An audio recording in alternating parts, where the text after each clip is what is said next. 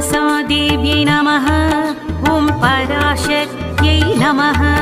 ॐ महादेव्यै नमः।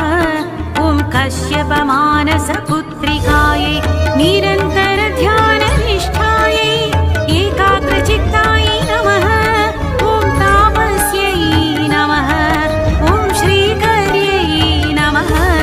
ॐ श्रीकृष्णध्याननिरतायै श्रीकृष्णसेवितायै एकचित्तायै जगदीश्वर्यै एकचित्तायै जगदीश्वर्यै नागलोकदक्षिण्यै क्षीरप्रियायै पञ्चभूतेशे मानसा देवी क्षीरप्रियायै पञ्चभूतेशे मानसा देवी